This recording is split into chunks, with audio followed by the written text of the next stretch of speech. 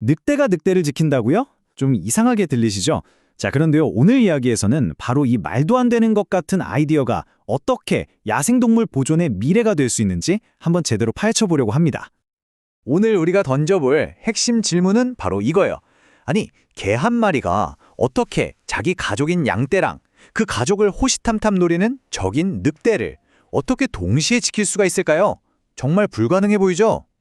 이 질문에서부터 오늘 이야기 한번 시작해 보겠습니다. 자, 그럼 먼저 이 특별한 개들의 아주 오래된 역할부터 한번 살펴볼까요? 바로 가축들의 든든한 수호자로서의 모습 말이죠. 이 개들은요, 정말 수천 년 동안이나 목동들 곁을 지킨 든든한 파트너였어요. 그런데 19세기, 20세기가 되면서 늑대나 곰 같은 포식자들이 인간 때문에 거의 사라지잖아요. 그러니까 자연스럽게 이 개들의 역할도 점점 줄어들었죠. 근데 진짜 신기하게도 최근에 다시 포식자 수가 회복되면서 이 오래된 친구들이 다시금 주목받기 시작했습니다. 정말 예상치 못한 부활인 셈이죠. 이 개들이 왜 이렇게 특별하냐면 그 비밀은 바로 훈련 방식에 있어요. 여기 댄 메이컨이라는 목동의 말을 한번 들어보세요. 사람한테 너무 예쁨 받으면 그냥 현관이나 지키는 개가 될 뿐이다. 그러니까 이 개들은 사람하고 친해지는 게 아니고요. 대신에 양이나 염소 같은 가축들하고 끈끈한 유대감을 형성하는 거예요. 말 그대로 양떼를 내 가족이다 이렇게 생각하게 만드는 거죠. 얘네들이 일하는 방식은요, 진짜 놀라울 정도로 간단하면서도 또 엄청 효과적이에요. 일단 첫 번째로 양떼를 자기 가족으로 완전히 받아들여요. 그러다가 뭔가 위협이 나타나잖아요? 그럼 본능적으로 딱 그 위협이랑 자기 가족, 그러니까 양떼 사이에 자리를 잡습니다. 그 다음엔 뭐랄까요? 그냥 미친 듯이 짖는 거예요. 이 우렁찬 경고 소리 하나만으로도 대부분의 포식자들은 여기 빡세겠다 하고 그냥 가버리는 거죠. 직접 싸우는 건 진짜 정말 최후의 수단일 뿐이에요. 와, 근데 그 효과가 어느 정도일까요? 궁금하시죠? 포르투갈에서 연구한 결과가 있는데 이거 보면 진짜 깜짝 놀라실 거예요. 늑대 때문에 골머리를 앓던 농부들이 이 개들을 데려왔는데 글쎄 무려 90%가 넘는 농부들이 이거 진짜 최고다, 너무 좋다 이렇게 평가했다는 겁니다. 이 정도면 뭐 거의 만장일치라고 봐도 되겠죠? 그러니까 연구원 린다 반 본멜의 말처럼 제대로만 딱 관리하고 사용하면요, 이 가축 보호견만큼 효율적인 방법이 없다는 거예요. 가축을 지키는 데 있어서는요. 자, 여기까지가 전통적인 역할이었고요. 이제부터가 이 이야기의 진짜 하이라이트입니다. 바로 이 개들의 아무도 예상하지 못했던 새로운 임무에 대해서 알아볼게요. 이 변화 정말 흥미롭지 않나요? 옛날에는 그냥 포식자 저리가 이게 목표였다면 이제는 완전히 반대로 포식자를 살리자 이게 목표가 됐다는 거예요. 아니 도대체 어떻게 이런 일이 가능할까요? 그 논리는 생각보다 아주 간단합니다. 개들이 가축을 너무 완벽하게 지켜주니까 농부들이 더 이상 자기 가축을 잃을 걱정을 안 하게 되는 거예요. 그러니까 굳이 포식자를 잡아서 죽일 이유가 없어지는 거죠. 자연스럽게 에이 그냥 놔두자 이렇게 관용적인 태도를 갖게 되는 겁니다. 이게 얼마나 효과적인지 나미비아의 사례를 보면 정말 확 와닿습니다. 나미비아는요, 대부분의 치타가 보호구역이 아니라 사람들 사는 농장 근처에서 살아가거든요. 그런데 이 보호견을 딱 도입하고 나서 농부들 태도가 180도 바뀐 거예요.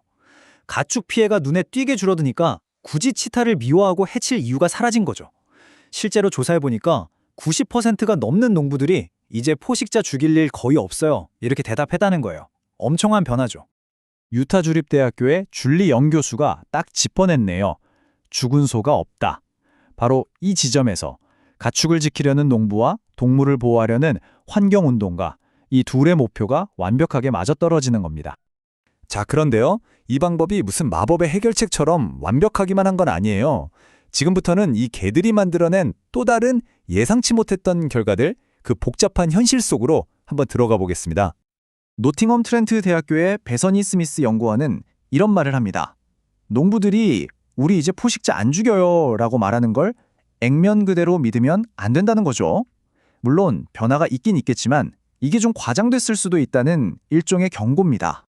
실제로 보면요, 보호견을 들여온 후에 더 이상 포식자를 죽이지 않는다고 답한 농부 비율이 무려 88%에 달하기도 했어요. 엄청난 숫자죠. 하지만 방금 스미스 연구원이 경고했듯이 이게 정말 100% 정확한 현실이라고 보기는 좀 어려울 수도 있다는 점 기억해야 합니다. 그리고 생각지도 못했던 생태계의 부작용도 있어요. 예를 들면 포식자들이 그냥 보호견이 없는 염농장으로 옮겨가서 문제를 일으키는 그냥 풍선 효과 같은 게 생길 수도 있고요. 또 개들이 옮기는 질병이 에티오피아 늑대 같은 아주 희귀한 동물들한테는 정말 치명적일 수도 있습니다. 심지어는 이 개들의 존재 자체가 공포의 지형이라는 걸 만들기도 해요. 이게 뭐냐면 다른 야생동물들이 개가 무서워서 특정 지역을 아예 피해 다니게 되는 거예요. 그러면서 생태계 전체의 흐름이 바뀌어버리는 거죠. 나미비아의 사례를 보면 이 딜레마가 아주 명확하게 드러납니다. 보세요. 보호견 덕분에 농부한테 죽는 치타는 줄었어요. 이건 좋은 일이죠. 그런데 대신에 개나 사람한테 죽는 자칼의 수는 오히려 늘어났다는 겁니다. 그러니까 한 동물을 지키려다가 다른 동물이 피해를 보는 이런 아이러니한 상황이 생길 수도 있다는 거죠. 자, 이렇게 복잡한 문제들이 있긴 하지만 그럼에도 불구하고 우리는 여기서 희망을 발견할 수 있습니다. 이제 인간과 야생동물이 어떻게 함께 살아갈 수 있을지 그 길을 한번 찾아보겠습니다. 여기서 중요한 건 의도치 않은 결과라고 해서 항상 나쁜 것만은 아니라는 거예요. 오히려 생태계 정체에 아주 긍정적인 영향을 주는 놀라운 사례들도 속속 발견되고 있거든요. 예를 들면 이런 거예요. 이 보호견들이 원래 목표였던 늑대뿐만 아니라 여우 같은 좀 더 작은 포식자들까지 쫓아내버린 거예요. 그랬더니 어떤 일이 일어났을까요? 그 여우들 때문에 알을 뺏기던 땅에 둥지를 짓는 아주 귀한 새들이 안전하게 번식할 수 있게 된 거죠. 이건 뭐 지역의 생물 다양성이 오히려 더 풍부해지는 정말 생각지도 못한 선물을 받은 셈이죠. 결국 궁극적인 목표는 바로 이거 아닐까요? 인간과 야생동물이 서로를 해치지 않고 조화롭게 함께 살아가는 세상을 만드는 것. 어쩌면 이 개들이 바로 그 중요한 다리 역할을 해줄 수 있을 겁니다. 자, 오늘 이야기 어떠셨나요? 수천 년간 가축을 지키던 우리의 오랜 친구, 개가 이제는 그들의 적이었던 늑대까지 보호하면서 생태계의 균형을 맞추고 있습니다. 어쩌면 야생동물 보존의 미래는 우리가 전혀 상상하지 못했던 바로 이 충직한 개 한 마리에게 달려있는 건 아닐까요?